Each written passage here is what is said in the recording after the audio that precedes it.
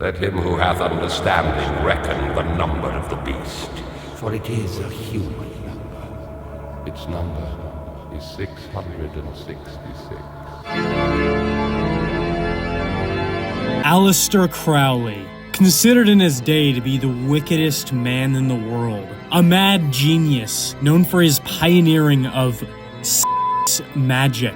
You heard that right. Communicating with evil demon creatures, being connected to many of the most powerful men in the world, and being the prophet of a new age destined to bring mankind into the Aeon of Horus. This video is going to be insane. You are not going to believe some of the insane connections I have found. So stick around for the whole thing. It's going to blow your mind. This is the story of Mr. Crowley.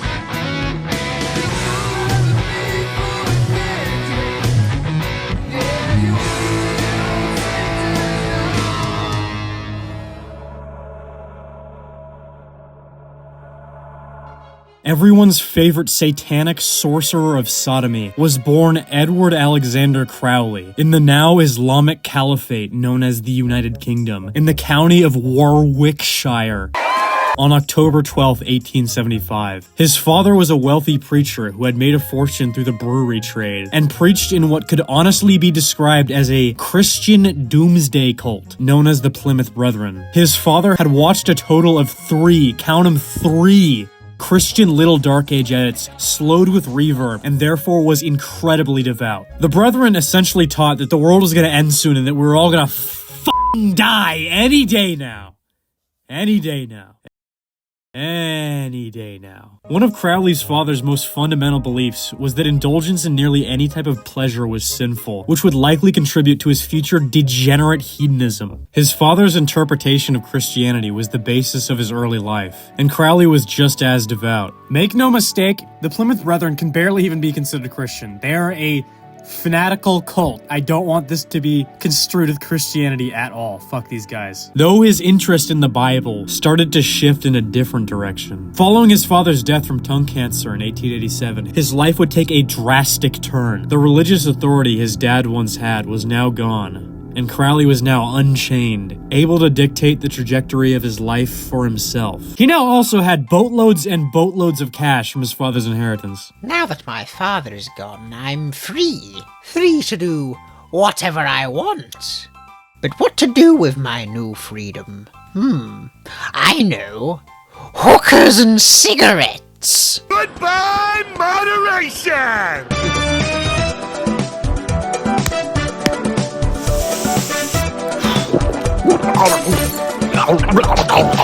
Yeah, when his dad died, he basically just went fucking wild and would constantly misbehave. While still religious at the time, his interest in other books of the Bible would wane, as his interest in the Book of Revelation would grow in him. It became his obsession. He grew to love who he called the enemies of God. Thoughts of the end of days filled his mind, along with imagery of things like the Whore of Babylon, the Antichrist, and of course, the Beast.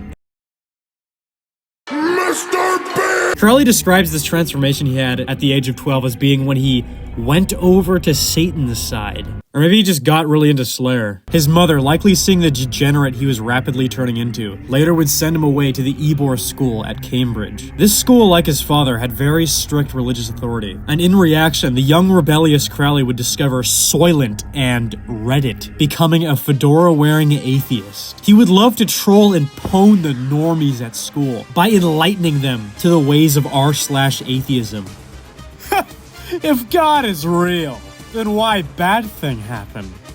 It was around this time that his behavior would worsen. He began to fantasize about being tortured and in pain, often at the hands of a woman. Or in colloquial terms, he wanted to get freaky with it. But instead of looking up boobies on his mom's iPad, his behavior would manifest in acts such as k***ing and then the body of a stray cat in 9 separate ways to see if it really had 9 lives. Now I'm going to interject here to point out that in recent years there's been a large number of Crowley meat writers who try to portray Crowley as a misunderstood free-loving hippie who didn't do nothing wrong, and the heckin' evil Christians tarnished his reputation for no reason. That is not the case. I don't want to diminish the fact that Crowley was in fact a very, very intelligent person, but he was also an incredibly malicious sociopathic guy. A lot of people try to defend the things he does with, oh, it was just him being edgy, or oh, it was the evil Christians making stuff up. Guys, it was a joke, haha. I killed that cat for a bit. I was just goofing around. I was just goofing, guys. Well, why aren't you laughing? At least he didn't fuck his cat, Shane. Though on a less retarded note, during his time in school, he would discover his love of poetry.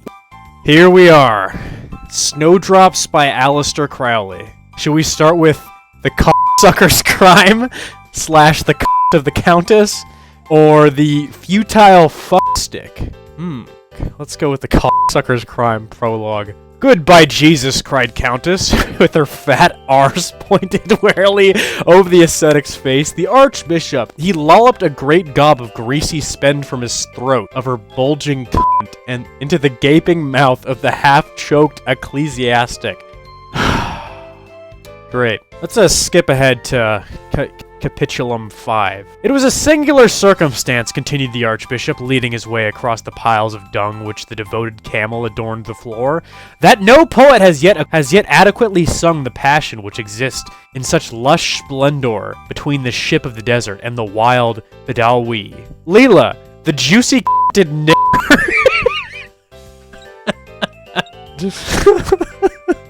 I'm gonna call it there. I don't think it's getting any better than that. All the comedic value in this has climaxed in that.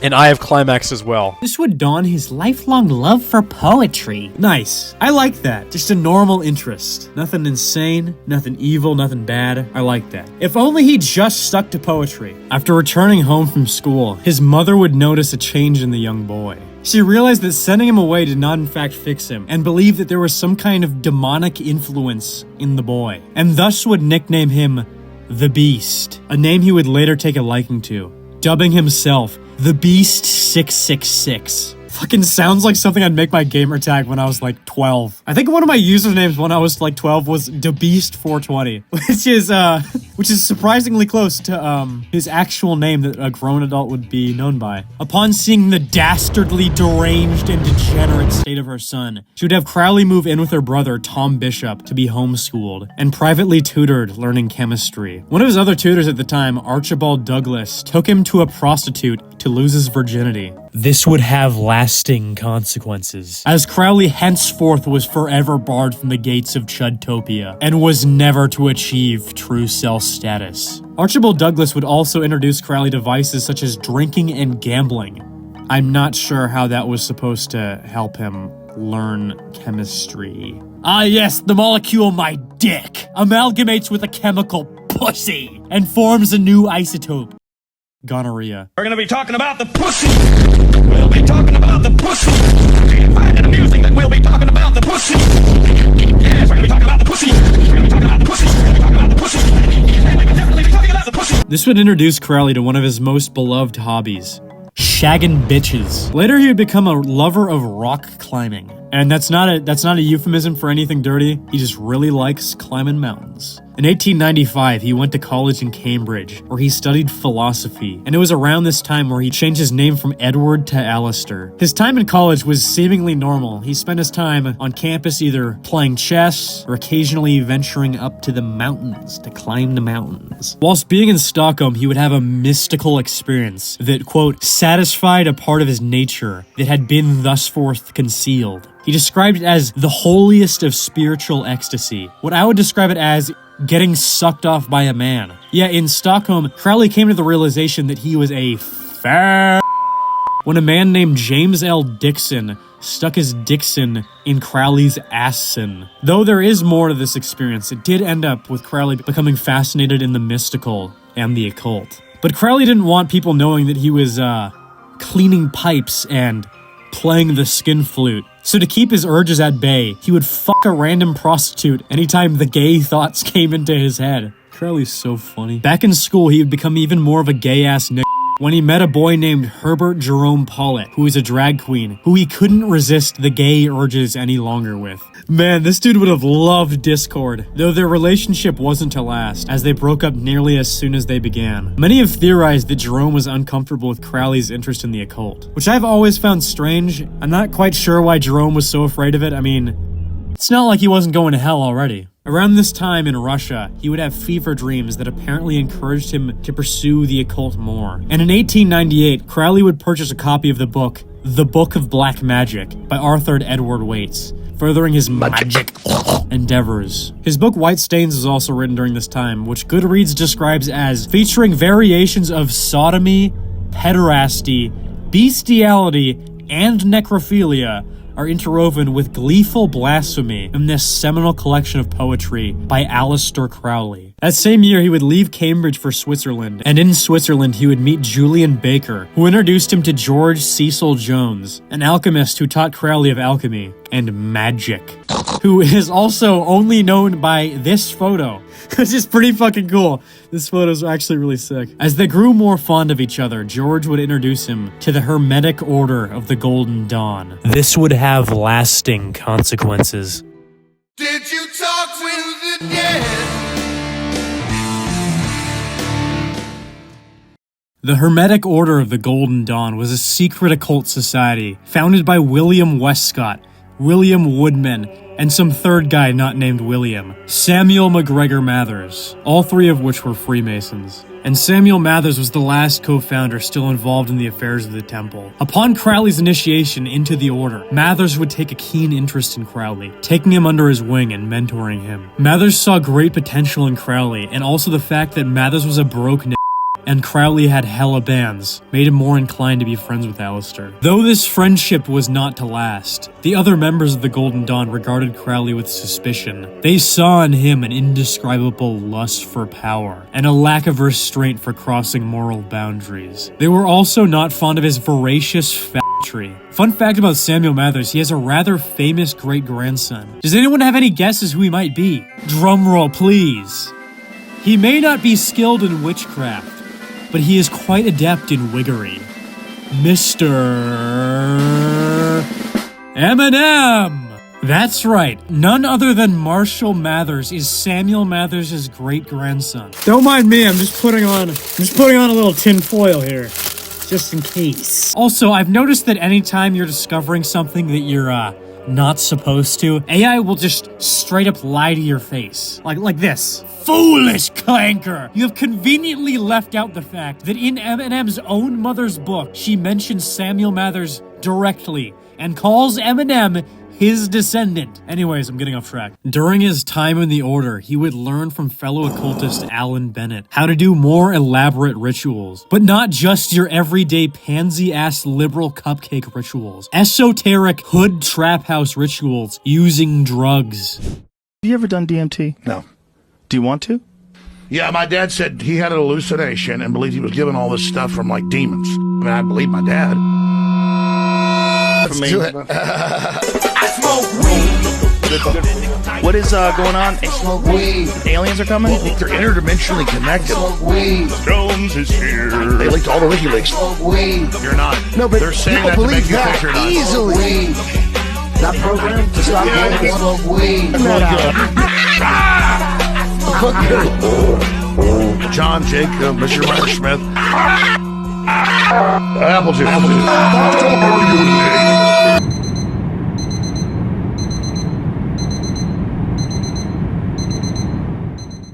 The more Crowley ascended the ranks, the more uneasy his kinsmen would become by his strange Quagmirious behavior. Prior to Crowley's joining of the Hermetic Order of the Golden Dawn, Mathers had recently translated an ancient wizard Jew manuscript from the 15th century known as the Book of Abremelin. The book describes a ritual designed to get one to meet their holy guardian angel through the conquest of several demons of hell. This ritual was so extreme that none of the other members of the Golden Dawn wanted anything to do with it, and stated, and I quote, "Fuh nah, I ain't playing wit that she."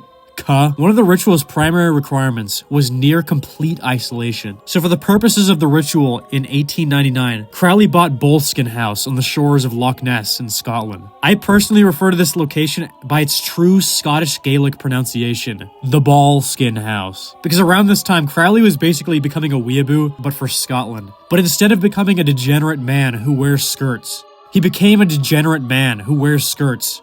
But the skirts are Scottish, and therefore, not gay. There are rumors that this house was built on the ruins of a church that burnt down in the 10th century, which killed everyone inside. Years later, Jimmy Page of Led Zeppelin, a notable follower of Crowley, would purchase the house in hopes of it being an inspiring location to write songs for Led Zeppelin, but would only end up spending very short periods of time there due to the strange circumstances happening inside. As Crowley opened the book, he realized the first thing written about the ritual was to never perform the fucking thing in the first place. The Ancient Ritual of Abremelin the Mage is a book of Kabbalistic magic, detailing a ritual in which the magician is able to contact their holy guardian angel. But the ritual is not without hardship. For one to summon their holy guardian angel, they must first summon and vanquish the formidable 12 dukes and kings of hell. Now that's fucking metal. To defeat the demons, you must summon them and then force them to do your bidding. But in the process of summoning these demons, they will try to trick you, leading to you. Ha! I tricked you! I've deceived you! Oh, dude, you would have been so fucked if you were actually doing this ritual right now. I mean, that was a stock door knocking sound effect. That was like the first result on YouTube. And you were really fooled by that. Unless you didn't look up from your screen, then the joke probably isn't that funny then. But, just imagine you looked up from your screen and you heard that. Anyways, the reward, aside from communicating with your holy guardian angel, is you also get a bunch of magic wizard spells or some shit. As the ritual drew on, a malaise would start to spread over the house. The property seemed to have its own atmosphere, completely separate from the outside world. Winds would blow harshly despite the weather outside being clear, and the house was incredibly dark, despite the lights being on and it being daytime. To the point it was difficult to even read anything right in front of your own eyes. Shadowy figures were noticed appearing around the area, and dark clouds would hover over the house constantly, to the point where the locals would avoid the area altogether. Crowley knew of the extreme importance of the ritual not being interrupted for 6 whole months, so halfway through he decided to go to Paris. Yeah, so one of the interesting things about this undertaking is Crowley seemingly did not take any precaution while being involved in this ritual. This would have lasting consequences. You see, for one, the ritual specified you cannot have sex for 4 whole months during the ritual. Oh, Crowley! One thing before you start the ritual. This is very important. You cannot have sex for the first 4 months of the ritual.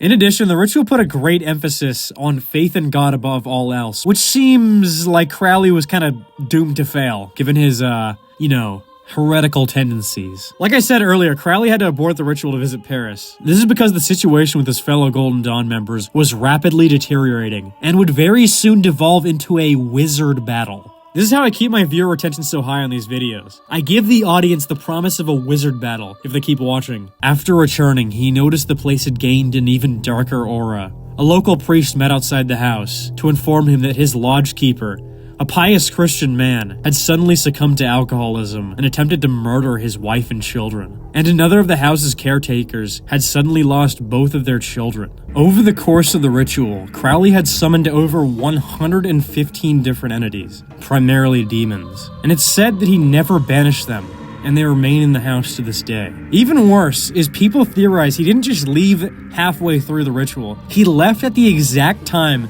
in which he had summoned all 12 dukes and kings of hell, one of them being none other than Lucifer himself, and leaving a portal to hell completely open for even more beings to escape from. Island Mansion, once used for occult rituals, has been badly damaged by fire. Boleskine House on the shores of Loch Ness was owned in the 19th century by Aleister Crowley, who claimed to have summoned demons there. The house was later owned by the Led Zeppelin guitarist Jimmy Page.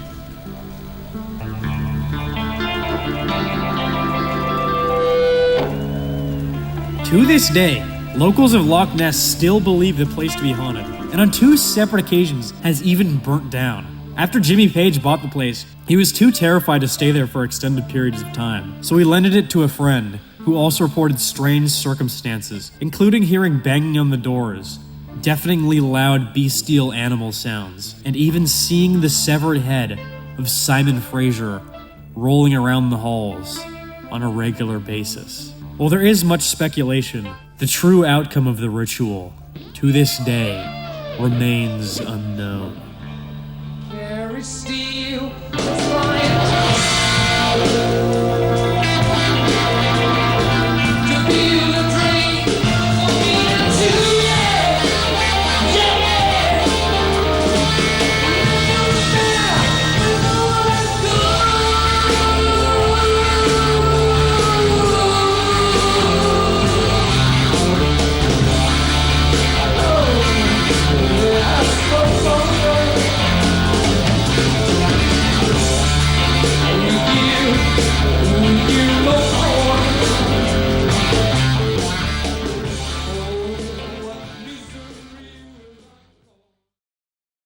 And now, the moment we've all been waiting for, the wizard fight. Over the course of English history, there has been many a battle. Think of some of the most impactful battles in English history. The Battle of Agincourt, where the outnumbered English defeated the French, turning the tide of the 100-Year War.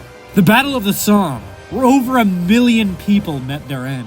Or maybe Waterloo, where none other than Napoleon himself was defeated for the last time. Those are all pussy shit compared to what we are about to discuss. This is the legendary Battle of Blythe Road!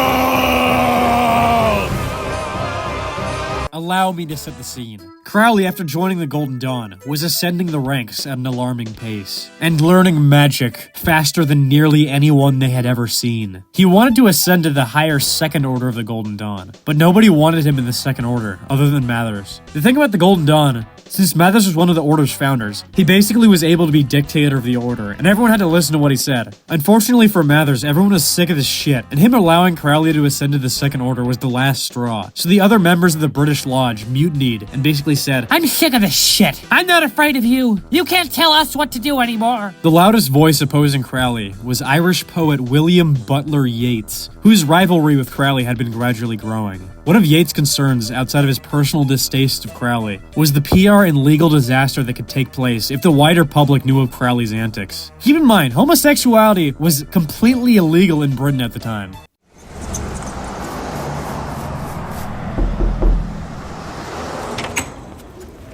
Oi, oi, you got a fucking license for that gay sex? He's got no gay sex license. Take him down!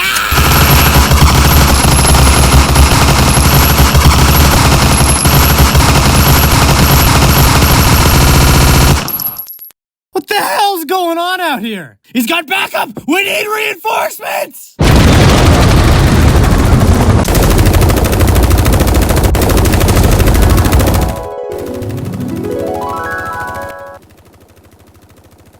So the other members, agreeing with Yeats, blocked his ascension into the Second Order. In response to this insolence, Mathers readied his strongest soldier, Crowley, with intense training in new spells, so he could venture into the London Temple and defeat the usurpers. And most importantly, steal the tomb of Christian Rosencrust. First phase of the master plan. Crowley sneaks into the temple and changes all the locks so nobody could get in. Unfortunately, Yeats used a counterspell called paying a locksmith to change the locks back. Crowley had been thwarted. Phase 2. Crowley would besiege the temple by force. But first a fit check was required. Alright, Crowley, walk me through the fit, tell me how much it costs. Shadow Wizard Buddy Gang, we love casting spells.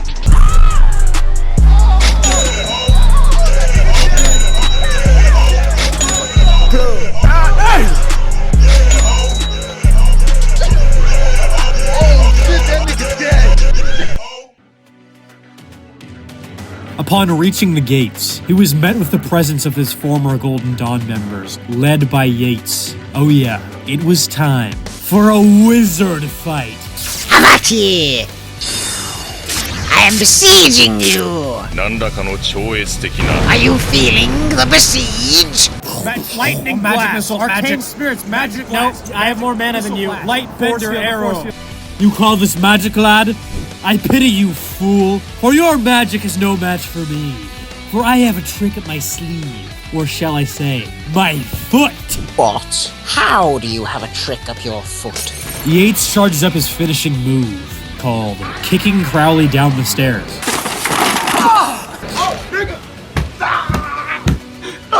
My ears burn! Crowley gets up to rejoin the fight. Then Yates unleashes his trump card. It seems he was not strong enough to defeat this menace alone, but he knew of beings stronger than him. Stronger than any mortal. As a last-ditch effort, he would use all his magical knowledge to summon ancient primordial beings, known as the police.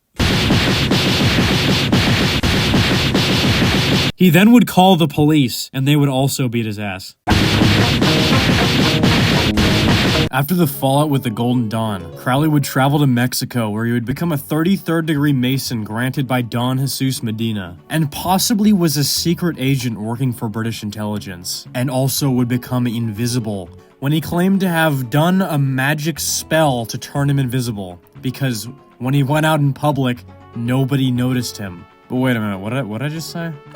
Was a secret agent working for British intelligence. Yes, that's right. Aleister Crowley was a glowy. The CIA glow in the dark. You can see them if you're driving. You just run them over. That's what you do. There's going to be a reoccurring theme throughout, Crowley seemingly popping up just about everywhere the British were conducting intelligence operations. You see, at the time, the British had oil interests in Mexico with the dictator Porfirio Diaz, who happened to be a Freemason. A Freemason at the same lodge that Crowley was involved in whilst in Mexico. During his trip south of the border, south of the border, down Mexico way, he founded a secret society called the Lamp of Invisible Light. Now, this society actually went on to be insanely popular. The members included Don Jesus Medina and Crowley. The order had only 2 members. Whilst in Mexico, he would experiment using John Dee's Enochian magic system. John Dee was basically an occultist from the 16th century who claimed to have discovered how to communicate with angels and traverse through spiritual realms known as the Aethers. This will come back shortly. So true, so true, so true, so true, so true. Whilst in the States on a boat leaving from San Francisco to Hawaii, Crowley would have an affair with a married woman named Mary Alice Rogers. In this affair, Aleister would write poetry about each other fucking, which he would publish in a book known as Alice in Adultery. Crowley seems to have not given a single fuck that just about anyone could see that it was a book about him having sex with very specifically Mary Alice Rogers. And I find it very funny that on the first page it's written, "This book is a statement of plain truth." Unsurprisingly, Mary Alice Rogers' husband would find out that she had been cheating on him with Crowley. Alright, Mary, what's this? What's going on in here? Well, we're just doing poetry. Poetry? Let's see this. Alice Chew issue 1? Go Alice Chew! Go out and have sex with me and not your husband to the extreme. You wrote Sonic fanfiction about fucking my wife? You wrote Sonic fanfiction about fucking my wife? About fucking my wife? He then made a brief detour to India and got malaria. I don't even think I need to make a joke here. I think it just writes itself. I'm gonna leave it blank. I think the joke just writes itself. As Crowley continued to travel around the world, at an art gallery in London, he would meet the fated Foyd, named Rose Edith Kelly, who he would later marry. The day after meeting her, this would have lasting consequences. Uncovering things that were sacred. Upon Aleister and Rose's honeymoon, they would travel the world, which isn't really that much different from Crowley's day-to-day, so it kind of defeats the purpose. They traveled from Paris to Cairo to Ceylon. And it's pretty funny, throughout the whole honeymoon, Crowley didn't even like her. The woman that he had just married, he didn't even like. And it was only on the later half of their honeymoon that he would then actually start to love his wife. But upon departing for Ceylon, Crowley began to have an uneasy feeling, urging him that he needed to return to Egypt. Fuck! Go back! Back in Cairo, they set up a temple in an apartment they had rented. And as any good tenant would, they began to invoke ancient Egyptian deities using magic. During their time invoking in Egypt, his wife Rose would go in and out in states of delirium, where she would repeat over and over, "They're waiting for you."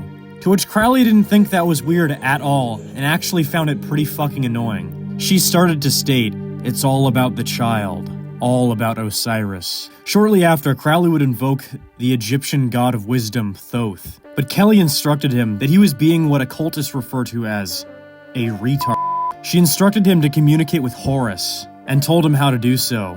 To which Crowley tells her that her instructions are shit, and that he wants to do it his way, but she urges him to do the instructions exactly as listed. It's really funny how throughout this, his wife is very clearly possessed, but Crowley, without any concern for his wife, is just really, really annoyed. Rose then dramatically takes Crowley's hand in a hyper-realistic shot that has a bluish hue, high contrast, and a J.J. Abrams lens flare, and leads him to a newly opened museum to show him something really important. She leads him to an exhibit of a 7th century BC, because we use BC in this channel, fuck BCE, 7th century BC artifact, known as the Stele of Ankh-Af-Nakhonsu, and its exhibit number was 666.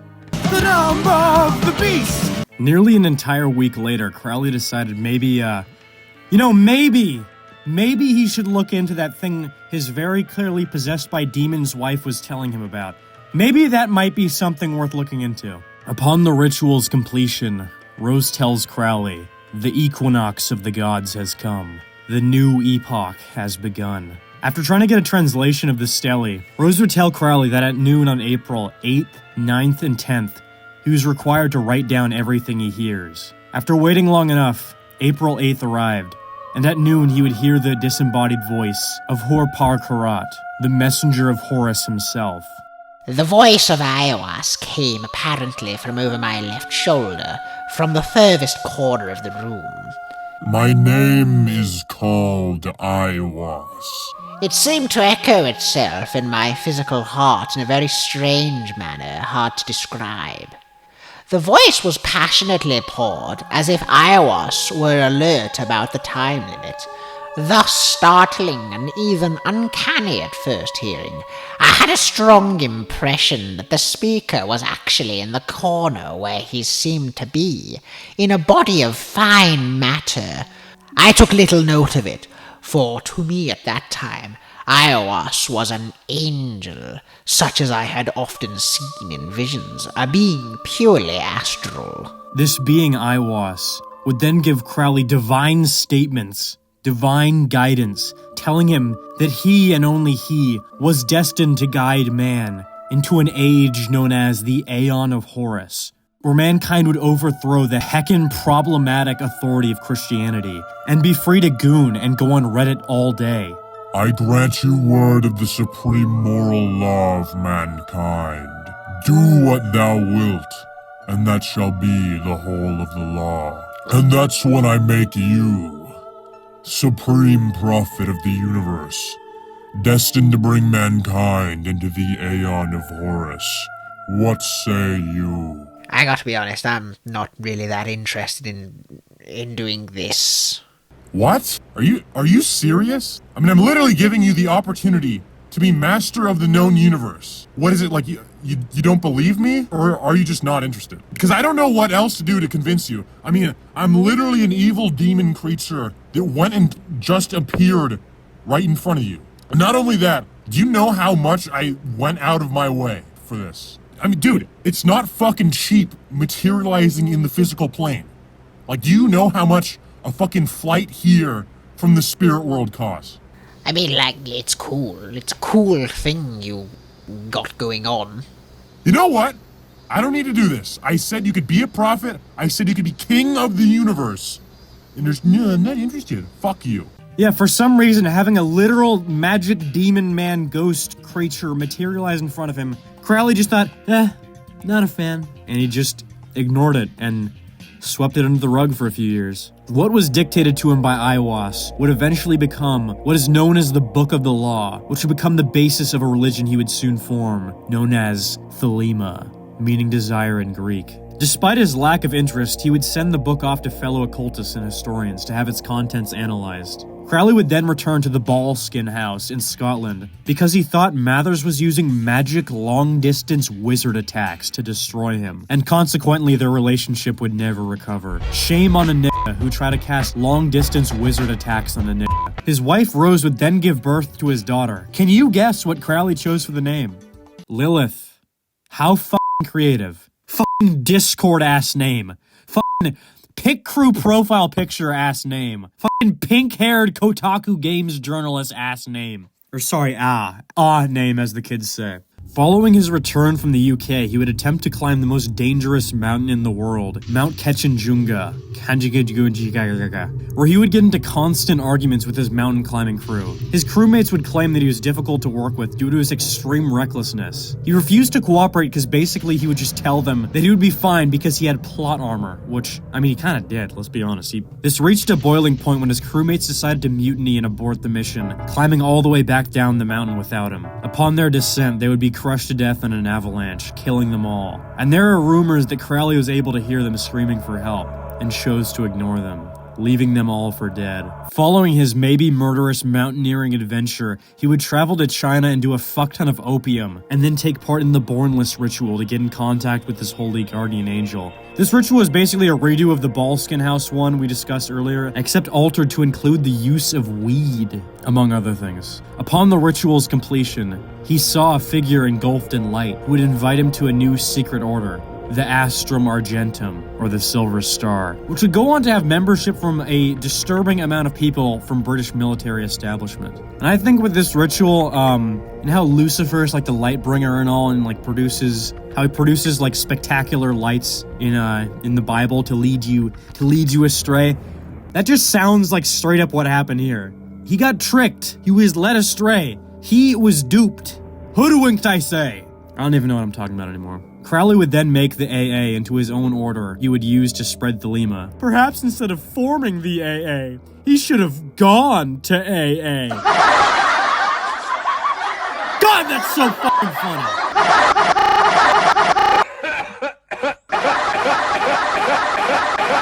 He also started a periodical called The Equinox to spread his new Thelemic stuff. I'm adding this in post. Later, Reddit child Lilith would die of typhoid, which Crowley would blame Rose for. Following the death of Lilith, whilst Crowley was cheating on his wife with two separate people, his wife would give birth to another daughter. Can you guess what this girl's name was? Lola Zaza. Dead meme. Dead fucking meme, Crowley. Aiwass would then reach out to Crowley once again and dictate the corpus of the holy books of Thelema. And it was only now that he would start to actually care about his own religion, which he himself was a prophet of. By this point, Crowley's never-ending supply of money would become an ever-ending supply of money. Basically, Crowley was starting to be a broke bitch and would take money by being a magical tutor for people. 2 years later, it's now 1909, and Crowley has been taking his own religion a lot more seriously during this time. At this point, he was approached by a young adept named Victor Neuberg, who wanted to become a more skilled magic man. Crowley would test him back in Ballskin House by making him undergo magical retirement, where he would be isolated for 10 whole days while nude and made to sleep on a bed of thorns. This was definitely for magical purposes and not at all Crowley's homosexual, sadomasochistic tendencies. I make a lot of jokes in these videos, many of which in poor taste, but I'm not trying to be funny. It genuinely says in Neuberg's journal that he is a homosexual masochist. If the physical torture wasn't enough, Crowley mentally tortured him by constantly verbally degrading him and regularly calling him racial slurs.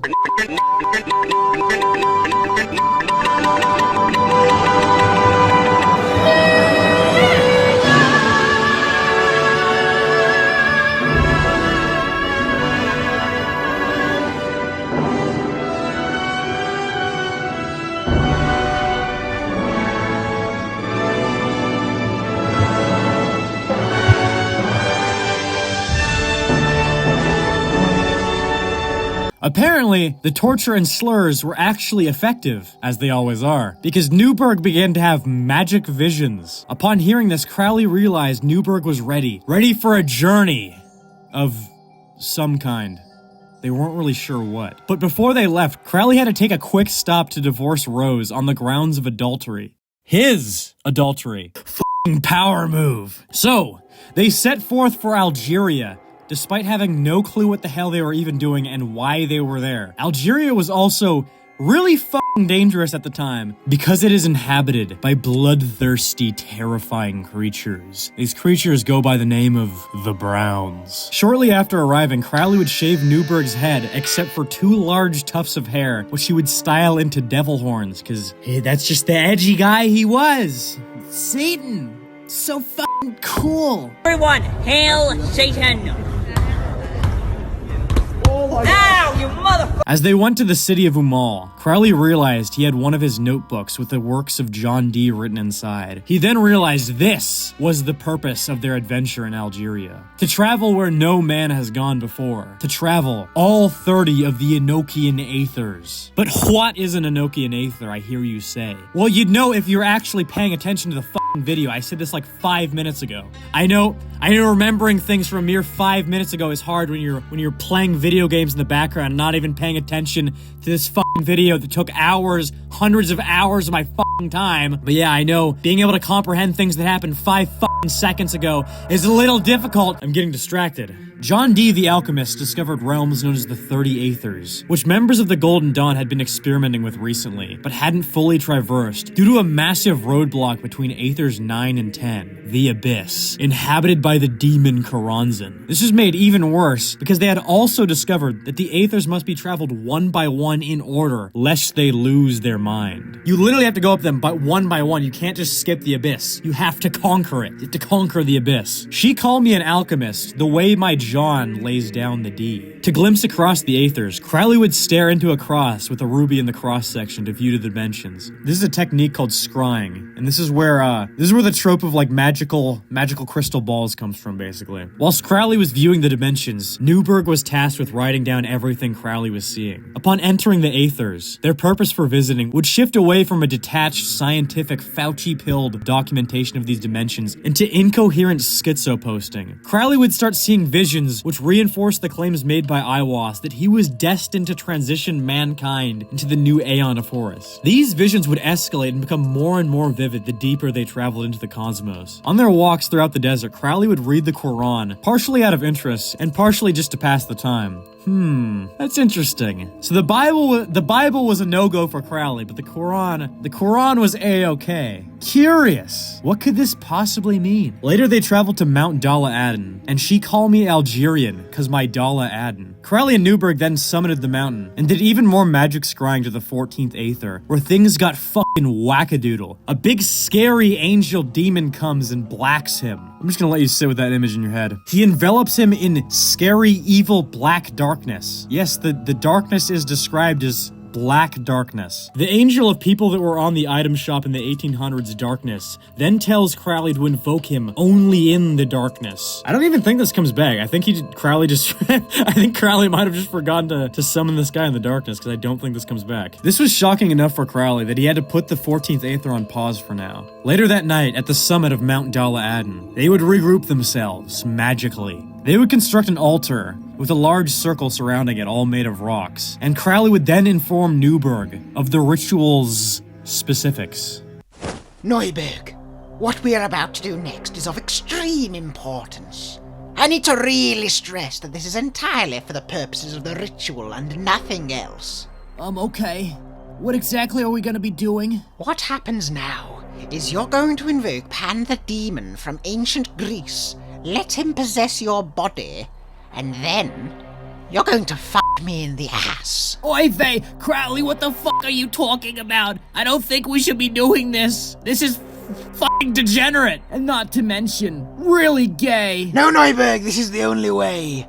I need you to become possessed by a demon of Greek myth and stick your dick up my ass. It's not gay.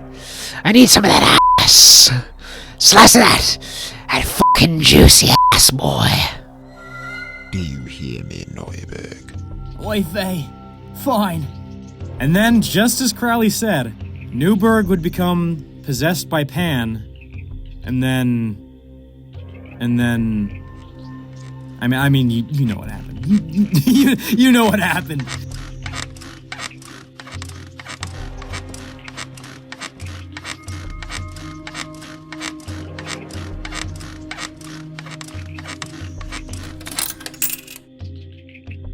Okay, now that we've ridden on the magical coin-operated horse, we can get to the gay butt sex ritual. Okay. Keep in mind, I'm not making any of this up. This really happened. This is really what Crowley claims happened. If you don't believe me, you can just look it up. You doubt me? Look it up. I swear to God. Except for the coin-operated horse part. That was a joke by me. According to Crowley, this was done so he could empty his ego, so he could be capable of crossing the abyss. But instead of something being emptied out of him, it seems more like something was emptied inside him. And then, on the date of December 6th, 1909, they would finally cross the abyss, because Crowley had become so dissolved of ego that he is now better than everyone else. To do this, they would construct a giant circle in the sand, and which Neuberg would sit in the middle of. And then on the outskirts, a triangle would be drawn, the area of which would be where the demon Choronzon was manifested. Crowley then warned Neuberg to never, no matter what, speak with Choronzon, lest he distract himself from defending the circle. To start the ritual, they sacrificed 3 pigeons. Crowley then did a Chad move and stepped into the Choronzon summoning circle, allowing Choronzon to possess his body. Alright, Neuberg, no matter what happens now, do not stop the ritual. Not even for a second, no matter what happens, the ritual must keep going. Shambalala Sulamanigar. Wow! Nothing's working. I can see that. Oi, are you sure it worked? I just did what the book says. You know, if that book's a pack of lies, I'll have my lawyers contact the publisher. Maybe you should do the gesture more aggressively. Gesture more aggressive? Look, if you think you can do it better than me, then feel free, backseat driving.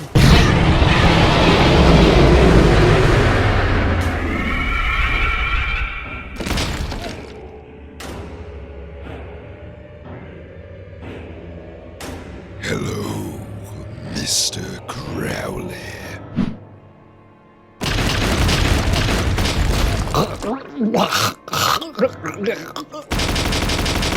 Remember what Crowley said. No matter what happens, do not stop the ritual.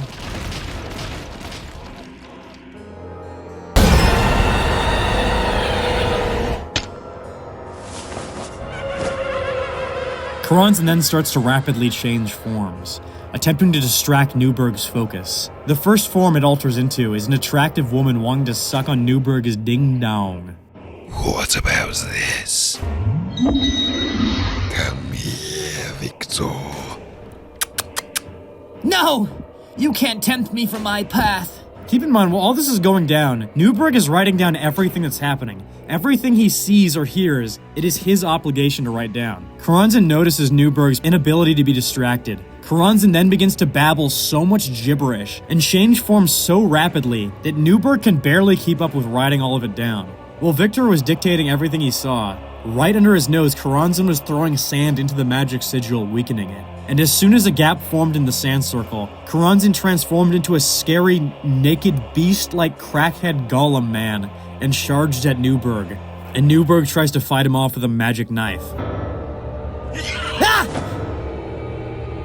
Back!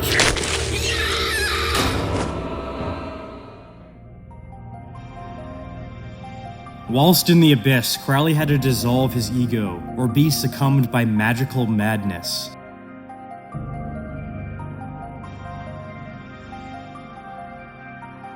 And as soon as his ego was gone, Choronzon faded back into the abyss, defeated. The next few Aethers were a complete cakewalk after Crowley's ego was gone. Crowley describes it as actually being blissful, but in Neuberg's case, it was the complete opposite. He was completely exhausted. After returning from the third Aether, Crowley would decide to just skip the second Aether and go straight to the first, despite the warnings of succumbing to magical madness.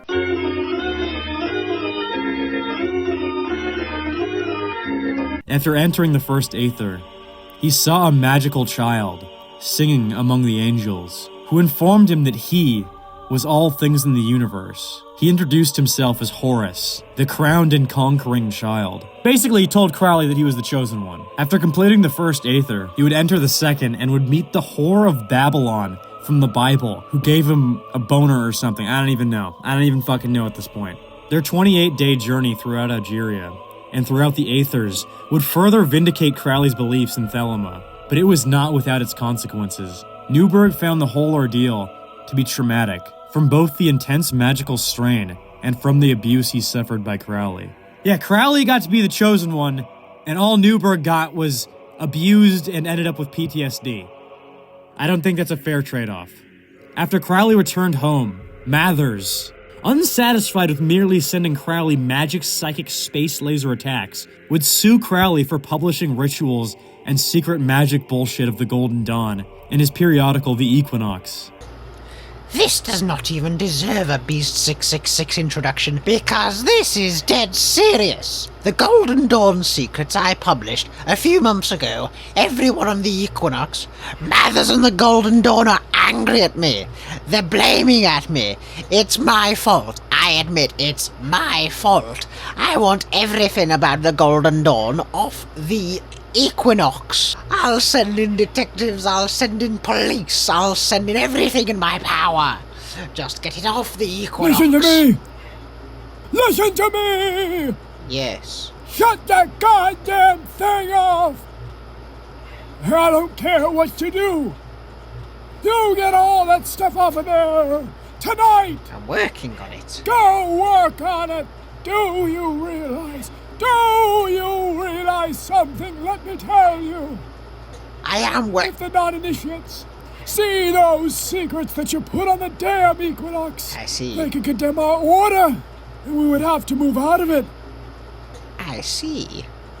So you get that goddamn stuff off of there and fast. I'm working on it. I was making a video for YouTube telling everyone to get the secrets off the Equinox. It's out of my control. No, you get them off. It is out of my control. I don't know where to go. I don't know where to go. And now you unload them. I'm working on it. Go do it. I am I'm doing it. I'm starting. Get in here and do it. I'm working on it. I'll be up all night with you if I have to. You won't get any sleep till that stuff's off. I'm working on it. I'm working on it. Let me do the stupid video so I can tell everybody in my command to get everything, help me get everything off the Equinox. I don't want to get kicked out of my order by the Hylix. And what you did with stick a magic wand up our ass and kill us. So yeah, please get everything off the Equinox. Now, now, now, now, now! Curse the Hylix. Peace everyone else. Surprisingly, Crowley won the lawsuit, and the health department of Greene County never saw those videos that Crowley put on the damn internet. This lawsuit would gain him infamy in the press, which he would grow to love. He basically became a shock rocker before shock rock even existed. Perhaps you might even call him a pre-internet lolcow. He would fully lean into his image as what the papers dubbed the wickedest man in the world, and would try to be as offensive as he could possibly be. The increased media scrutiny would also gain him the ability to be immune to any criticism. To this day, if you bring up anything bad about Crowley, you will have hordes of Redditors vehemently correcting you that, actually, that completely irrefutably immoral thing he did was just made up to fit his evil image. In 1910, Crowley would meet a man named Theodore Roos, a Freemason who had founded the Ordo Templi Orientis, in an attempt to revive Adam Weishamp's Bavarian Order of the Illuminati.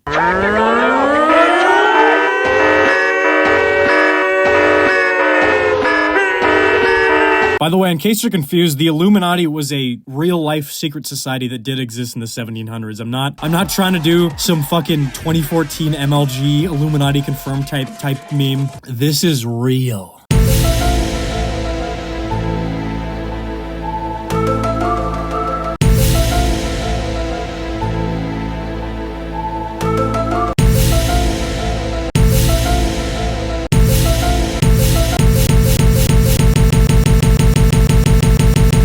In 1910, Crowley and one of his pals, who was a commander of the British Royal Navy, took part in a sex magic ritual to the god Mars, who told him that within 5 years, there would be a giant war with either the Ottomans or Germany. This was 4 years before World War I. Which sounds cool on paper, but I feel like being able to sense the brewing hostilities at the time, especially if you're with someone in the Royal Navy, isn't all that mystical. Just kind of seems like common sense. In 1912, Crowley published a book called The Book of Lies, which a man named Theodore Roos would accuse him of Oh my god, I'm realizing I just made a big stupid mistake in my scripting. I introduced Theodore Roos twice. You know what? Fuck it. You're gonna have to deal with it. I'm done with writing this thing. You are going to have to deal with the fact that I am introducing this character 2 times in a row. A man named Theodore Roos, who would accuse him of publishing secrets of his order, the Ordo Templi Orientis. Yes, he too told Crowley to get that goddamn stuff off of there and fast. Crowley then convinced him that what was written in the Book of Lies was just a mere coincidence, and that he was working on it! And then after just accusing him of stealing, he goes, "Oh, well, if that's the case, you want to just be in the Order?" Sure. Theodore Roos was apparently very impressed with Crowley, particularly his new religion Thelema. And of course, what they also had in common was an interest in Wiener witchcraft. Sex magic. You know who else likes sex magic? In 2007, a certain infamous someone bought 3 separate books on sex magic, all 3 of which come from Crowley's own work, and this one in particular is directly about Crowley himself. That man being Jeffrey.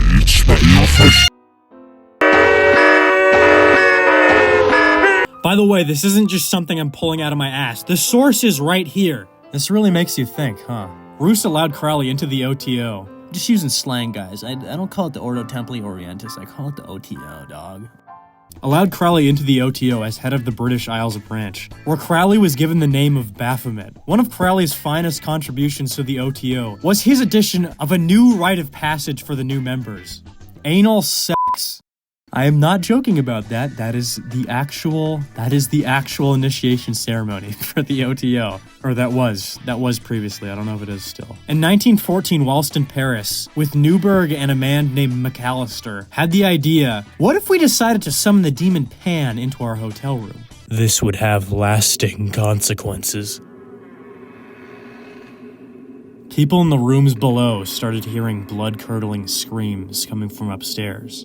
As they ran upstairs to see what was going on, they realized the doors in the room were locked, and upon breaking the door open, they were met with the sight of McAllister's dead body lying on the floor. The room was completely trashed, and Crowley was found writhing around in the corner of the room, naked and speaking in gibberish, covered from head to toe in scratches. Needless to say, he did not get his deposit back. Now this story, while really f***ing cool, is also quite embellished, but it's the story you'll hear whenever people are bringing up the subject of the Paris incident or the Paris working. It's unlikely that McAllister died, but unfortunately it seems that Neuberg was once again very likely tortured during the ordeal, leading to him having a nervous breakdown and then disassociating with Crowley for good. Aleister, being the BPD ex-girlfriend that he is, then put a magic curse on Neuberg because he left him. This is also kind of funny. It's theorized that instead of summoning Pan for the ritual, Crowley was actually trying to summon Jupiter, so Jupiter could give him money because Crowley was so broke at the time. And now, the year is 1914. It is time for World War I. Mr. Charming.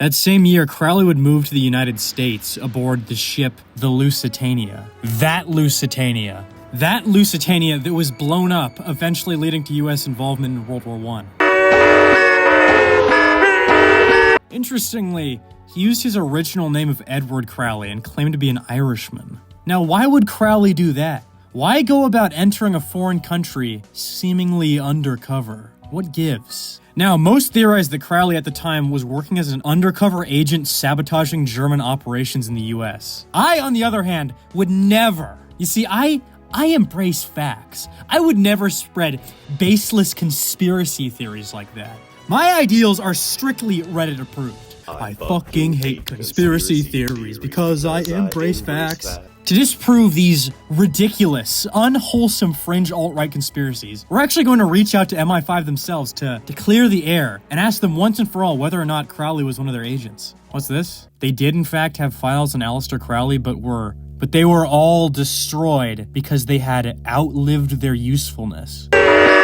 Crowley then landed in New York, most definitely not employed by British intelligence to monitor the situation among Germans and German Americans and conducting business in the United States. The day following his landing in the US, he would meet writer and fellow agent of the British, Frank Harris. Now, Frank Harris is an interesting guy. He would go on to join Crowley's AA, and was even close enough with Winston Churchill to attend his wedding, among his other friends. We're gonna get into this very soon, and trust me, this guy is a fucking rabbit hole in and of himself. And now a little background. In the early stages of the war, the United States was neutral and Britain was vying for America to join them in the fight against Germany. And Germany was vying for America to stay neutral and uninvolved. Crowley then got a job at the news outlet known as the Fatherland, run by a man named George Viereck, a man who had a close relationship with the Kaiser, and also was directly funded by German intelligence. Wow, a news outlet run by military intelligence? Color me surprised. Among George Viereck's many other friends was soon to be Crowley himself. As an undercover agent, Crowley had one of the funniest jobs I've ever heard of any spy. His job was quite literally to shitpost.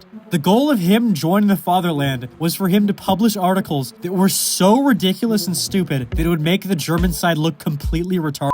That was his actual goal. A lot of people also think that he was doing this just out of the love of the game, just because he thought it was funny. I also like that theory. One very famous article he published in the Fatherland directly compared Kaiser Wilhelm to Jesus Christ himself. Remember how I said earlier that Crowley at the time was claiming to be an Irishman while in the US? This is likely because in his time in the US, he was also spying on Irish nationalists living in America. In one really funny incident in 1915, in front of the Statue of Liberty and a crowd of Irish nationalists, he would tear up his British citizen... Oh my god. Fuck. He would tear up his British citizenship.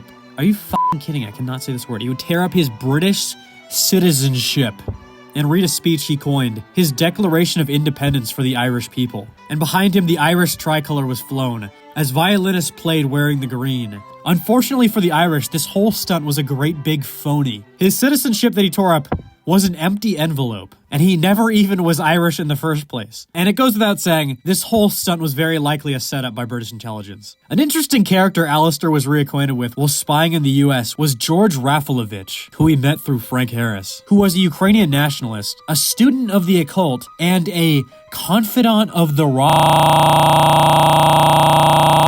He even for a time was working for the Rockefeller Foundation. Quite the interesting duo. Remember how I mentioned Crowley came to the US aboard the Lucitania? A couple months prior to the sinking of the Lusitania, Crowley wrote of a remark he made to a woman named Bella DaCosta Green, who worked for J.P. Morgan as a librarian, and of course, also likely had intelligence connections. This remark was about an idea where he would pose as a rich philanthropist wanting to find American individuals willing to found a new colony. Once he found his new colonists, they would sail into the ocean where a British naval vessel would transfer all the people off the ship, and then British agents inside a captured German submarine would torpedo the ship, making it look like the Germans had targeted a civilian vessel. Crowley noted this operation would have peeved the United States. Interpret that how you will. This is going to be included as a part in his book, The Confessions, but it was removed. I wonder why. Crowley then met Roddy Minor, who with him took part in a ritual called the Amelantra. This is where shit gets really, really weird. Obviously, this ritual involved sex magic. You know, that's a bit of a given with Crowley. The goal of this ritual was to invoke entities to manifest themselves physically. According to Crowley, what manifested itself was a being called Lamb, who he sketched in this famous photo. Of course, this entity, Lamb, now has its own exclusive cult where people try to contact Lamb. These cultists claim that the portal opened by Crowley in the Amelantra working was just never closed and is apparently, to this day, widening, in part due to the later rituals by rocket scientist and Thelemite Jack Parsons, and former Thelemite turned Scientology founder L. Ron Hubbard in 1946. Crowley commented on their attempts saying, "I get fairly frantic when I contemplate the idiocy of these louts." Which is pretty fucking classic. Crowley can be such a dick, dude. Now here's where it gets really interesting, and some crazy kooky theories come into play. The modern era of UFOs would begin just a year later in 1947, with the Kenneth Arnold UFO sightings in Washington state. What's interesting is our modern depictions of gray aliens only appear after Lamb was first summoned by Crowley. Modern-day Thelemites today even consider Lamb and the gray aliens to be one and the same. Which brings up an interesting quote that Aiwass told to Crowley. They call us angels and demons today, but tomorrow they will call us something else. Yeah, I personally am not much of like an aliens theorist guy. I don't think they're like, dude, they're just like us, but they're like little green men that live on another planet. No! The portal that was opened in the Amalancha working by Aleister Crowley, a portal was opened into another dimension, and from this dimension, the gray aliens came out of, which are demons that were prophesied in the Bible. And the only reason why now people are seeing gray aliens and flying spaceships and all that, that is because in 1946 the portal was open. It's only after this, only after do we start hearing about the aliens. This is their plan, people. These are demons. The aliens are demons. I know I'm gonna get a bunch of comments about that being like, that funny bit about the aliens is so funny. Yeah, you're such a fucking jokester. No, it is real. I'm telling you, it's real. It's real. After the Russian Revolution, Crowley's good old pal Frank Harris would do an interview with Leon Trotsky whilst in the Greenwich Village. Greenwich at the time was an important place where important people would spend their time, including Crowley. Crowley was impressed enough by Leon Trotsky that he later sent him a letter of praise and offered Trotsky help in ridding the earth of the scourge of Christianity. That's fucked up. Trotsky seems to have left him on red. Yeah, you waited on Satan's call.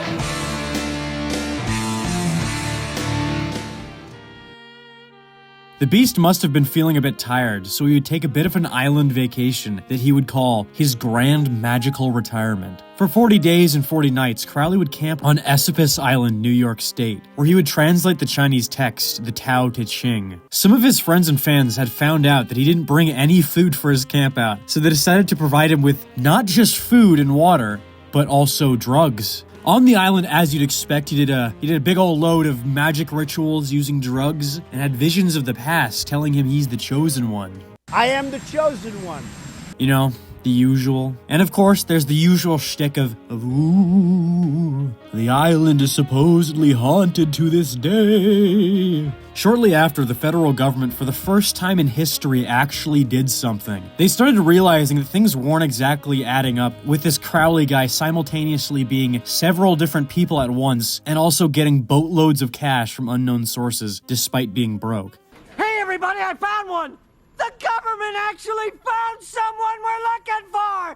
Yeah, baby, yeah! This increasing scrutiny was really stressing Crowley out, so he went on another magical vacation, this time in Montauk, Long Island. What an interesting location. The official reason he gave for choosing this location was that he wanted to build upon previous magical workings, but more likely he wanted to monitor the happenings at Montauk Naval Air Station. Now, why am I mentioning this small little detour? This isn't just an ordinary military base. This place is home to some of the most insane claims imaginable.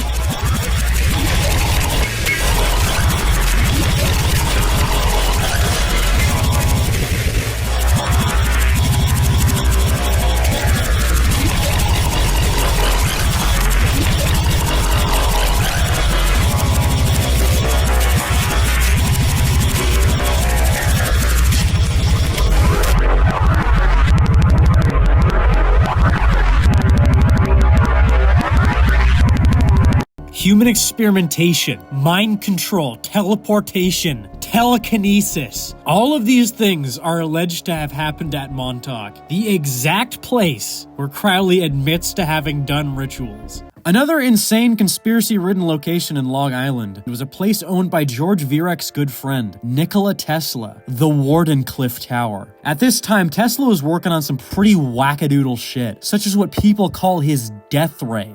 the Teleforce. One thing he was working on was a long-distance wireless communication, something that couldn't be wiretapped and could potentially communicate with the other side of the globe, which was pretty concerning to the Allies because of Tesla's German connections. And since Crowley was in the area, it's very likely he was monitoring the ongoings of the tower, and even possibly was trying to formally meet Tesla through Viereck. As the Great War drew to a close, Crowley's intelligence work would shift from being anti-German to being anti-communist. As awesome as being an anti-communist super soldier sounds, it's likely he was actually a f***ing poser who was only doing it for the money, since he actually thought that communism might be a feasible way for him to spread Thelema. This is actually a great idea, because if there's one thing communists are known for, it's peaceful coexistence with religion. In 1920, after one especially fine orgy, he would come up with the idea to start a compound for his Thelemites. Because if there's one thing with an absolutely perfect track record, it's starting compounds for cultists. What would form would come to be known as the Abbey of Thelema, a wretched hive where scum and villainy went rampant.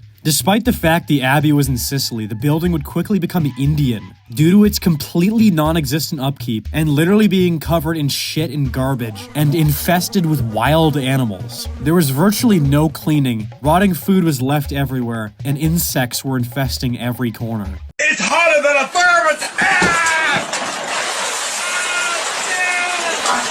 And unfortunately in the Abbey, there were also many children that were very likely witness to Crowley's depraved sex acts. There's nothing funny I can even say about that. That's just f***ed up. It's just disgusting. That's just really disgusting. And not even a year into the existence of the Abbey, the conditions were already so disgusting and unclean that Crowley's daughter Poopy would die of typhoid due to neglect and the disease present in the house. I don't even know what to say. Poopy died because the house was covered in poop. Let's start a debate in the comments. Whose house was more disgusting? Christian's house or the Abbey of Thelema? Which one would you rather live in? Chris's house may be slightly more disgusting than the Abbey of Thelema. The Abbey of Thelema also probably has evil demons and crap in it, which is pretty terrifying. But Christian's house also has Christian in it, and I think that evens it out. What the fuck am I talking about? It is also possible that Crowley had sex with a goat around this time for a magic ritual. What the fuck am I talking about? Around this time, the journalist John Bull in the paper gave him the name of the wickedest man in the world and a man we want to hang. It's so funny that they were just able to get away with saying shit like that back in the day. Like nowadays we gotta say like in Minecraft and all that other pussy shit. Back in the olden days, you could just say, I'm coming to kill you in Los Angeles at your house. In the public newspaper. In 1922, Crowley would make a public announcement that the Jewish people should form a state of Israel in Palestine, but with Thelema as its state religion. Personally, I think that's a Chad move. There's the whole Israel versus Palestine thing. Like, whose side do I choose? I choose the state of Crowley stan, motherfucker. In 1923, Crowley was banished from Italy by Mussolini upon the government hearing about the death of a Thelemite in his abbey named Raoul Loveday, who died after drinking the blood of a cat. Wow. The abbey was so disgusting that 2 people f***ing died. Mussolini, already not the biggest fan of occultism to say the least, was not fond of the rumors of complete and utter degeneracy he heard coming from the Abbey, and Crowley was promptly given the boot. Most consider this the beginning of Crowley's downfall. This is the moment where Walt becomes Heisenberg. This is the moment where Crowley becomes Crowlenberg. If only there was someone who could have warned him about the health department of Sicily. I'm doing way too many fucking Christian jokes. When I made the last Christian video, I thought I'd never do another one, or never mention him again, but here we are. I just can't escape it. In Russia, in the 1920s, there lived a Russian man named Alexander Barchenko, who, like many a sauced-up white boy, was obsessed with stories of the inner Earth kingdom known as Agartha, inhabited by powerful beings known as the Ascended Masters, who, since he was living in the USSR, he believed they were the original communists. Little did he know, Agarthans are actually Hispanic. This seems pretty wacky, but at the time this wasn't exactly uncommon. During this era of the Soviet Union, the Reds were heavily experimenting with psychic phenomena including Barchenko himself. One of his experiments involved covering two people's heads with aluminum and stringing copper wires between to send psychic messages. Alexander then proposed to the Soviet government to take an expedition to find Agartha, to further the cause of communism through magic means. This operation would be overseen by Lieutenant Gleb Boki. For this guy, just imagine Crowley but Russian. He was a very committed sex magician and insane person who had apparently driven two of his associates to suicide because he kept sleeping with their wives. Great. This mission is already off to a great start. Unfortunately for Alexander, White Monster and Instagram Reels hadn't been invented yet, so access to Agartha was extremely difficult. So, they enlisted help from a notable painter and Russian magic wizard man, Nicholas Roerich, who was already planning on doing it anyways, so he didn't really have a whole lot of obligation to actually cooperate with the Soviets. Years later, he would essentially do the same thing but sponsored by the US, which leads a lot of people to believe that he was actually a double agent working for both sides. To me though, it seems like he was this rogue figure who plays by his own rules. But I'm getting off track. This is a very, very bizarre period where multiple great powers were venturing into Asia to find the mystical land of Shambhala/Agartha. Even Roman Ungern Sternberg was trying to find it. His journey is shrouded in mystery, and people to this day wonder whether or not he really did reach Agartha. I actually have the answer, but I'm not gonna tell you, because I might make a video on this one day, and if I just spoil it here, then you'd have no obligation to watch it. Nicholas Roerich would frequently stop responding to messages sent to him, and even went missing for an entire year. In July of 1928, Roerich's son Sviatoslav would apply to the British Foreign Office for a visa to visit his father in British-controlled India. This sparked alarm among British officials, who inquired upon former Royal Air Force officer Arthur Vivian Burberry, who had been active in investigating the Soviets' interests in Asia. This was Arthur Burberry's response. As to possible sources of information about Roerich, his connections with Russia, Tibet, Theosophist, and various secret organizations leads me to think that information as to him might be obtained from an undesirable Englishman who had curiously intimate knowledge of all these things. His name is Aleister Crowley. I would endeavor privately to have him sounded out, if it were desirable. He is a rascal, and dare not show his face in England, but his knowledge of Oriental evil is very deep. This is insane. Somehow, somehow, Crowley had on his own outperformed professional spies and was able to identify Soviet operations into Agartha before anyone else. He was able to do this halfway across the planet. This is ridiculous. How did he do that?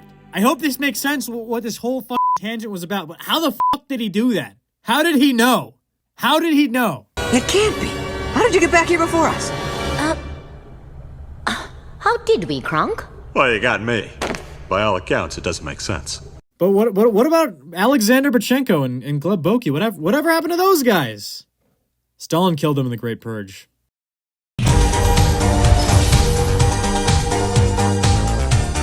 In 1930, Aleister's foid fatigue would reach a boiling point, and he decided he would fake his own death to break up with his girlfriend, and also to inflate the prices of his artwork at an art gallery. The news then announced his death, which brought a bunch of people to the gallery, and then he just walked in like nothing had happened. And the funniest thing about that whole affair is that it did not help in the slightest to sell more paintings. Nobody in the gallery gave a shit. In 1930, Crowley was looking for somewhere that could truly satisfy his lust for degeneracy. Of course! Weimar-era Berlin! Of course! As per usual, Crowley's true motive may have differed from what is officially written. It's highly likely Crowley was in Berlin monitoring communist influence in the country, be it grassroots or a calculated Russian psyop. You see, at the time, the Weimar Republic and the USSR had a relationship that was perhaps a little too personal, and it's highly likely anti-communist sleeper agent super soldier Aleister Crowley was activated to monitor the situation. Whilst in the Deutschland, he would come across an Irishman, Gerald Hamilton, an Irish journalist who had ties to the IRA and had been trying to facilitate Soviet support for Irish independence. As well as being a spy and resident of the home of sexual, He was gay, and apparently had slept over at Crowley's house on many occasions. Curious! An even more interesting character he met was Louis Gibardi. Louis was Communist International's top guy, a member of USSR's secret police and intelligence, and was a small spider in the Soviets' massive web of spies in Germany. Crowley apparently befriended Gibardi, and through him was able to not just meet Aldous Huxley, who he introduced to mescaline, but also through Gibardi was able to become acquainted with Albert Einstein. Crowley met Albert Einstein in Germany. During this time, Crowley simply couldn't ignore the blaring broke nigga alarm. So to make some cash, he would start to sue journalists who had written negative articles about him in the past. This did not work. An interesting thing to note about Crowley's lawsuit saga was his lawyer, Isidore Kerman. Later in life, Kerman would become the advisor to Robert Maxwell, and even become director of Maxwell's Pergamon Press. Wait a minute. Robert Maxwell, that last name sounds familiar. Oh! Maxwell's dad, that's who that is. Nice. Also, fun fact, Pergamon Press. Pergamon is the throne of Satan. I'm just pointing that out there. At this point, Crowley's social circle had severely shrunk, and he started having to rely on donations from the OTO's lodge in California, led by rocket scientist Jack Parsons.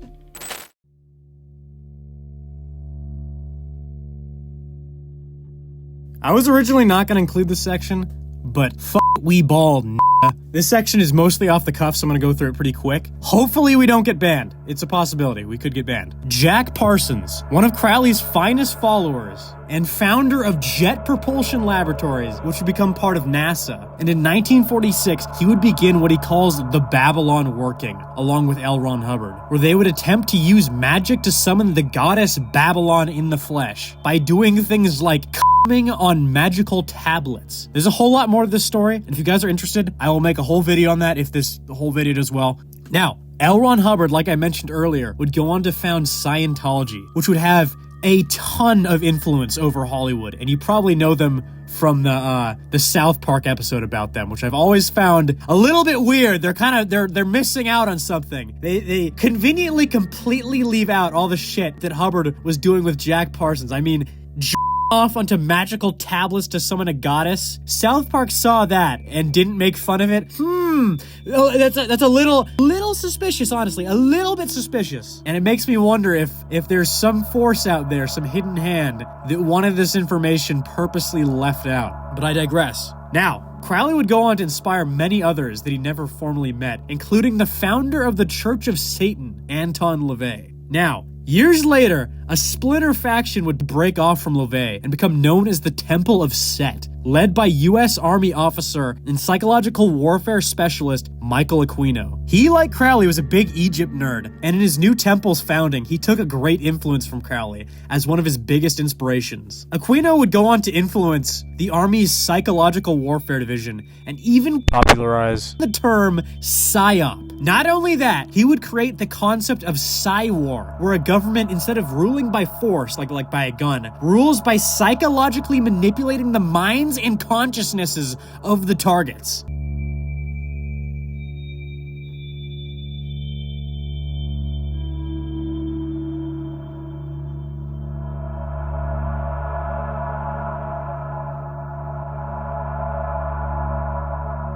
And this is where the whole thing wraps around. Aquino would become close acquaintances with another artist and occultist who is greatly influenced by Crowley, who you may know from where she discusses satanic rituals with campaign managers. And in these leaked emails, they discuss Thelema by name. It's all connected. You doubt me? Look this up. Look this up, you fuckers. It's all true. It's all verified. You can fucking look it up. As this was Germany in the 1930s, a well-known painter who bears a striking resemblance to this one guy frozen in cryostasis in my Argentine grandfather's basement would come to power in Germany, and Crowley was quite intrigued.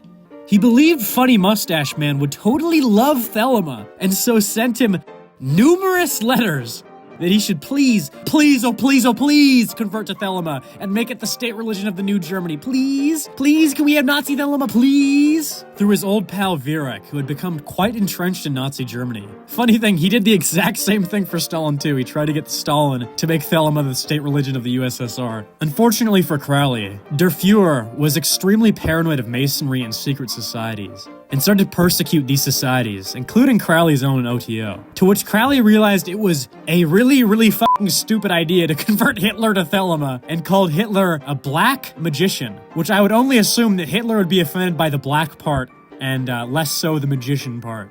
As the days drew on, Crowley's health continued to deteriorate, and his drug addiction only got worse. By the time World War II was over, Crowley had returned to England, where he would spend the remainder of his days, among an ever-dwindling social circle. It seemed as though his life of debauchery and degeneracy had finally caught up to him. As his drug addiction withered him away, on December 21st, 1947, he would pass away due to chronic bronchitis, aided by his heroin addiction. At his funeral, only around 12 people attended. His last words are widely debated, but the most common quote is, "I am perplexed." Though there exists a different telling of events, many state his last words were, "I am perplexed. Satan, get out." Perhaps after a life of fooling all the people with magic, it was only now he realized he had been waiting on Satan's door.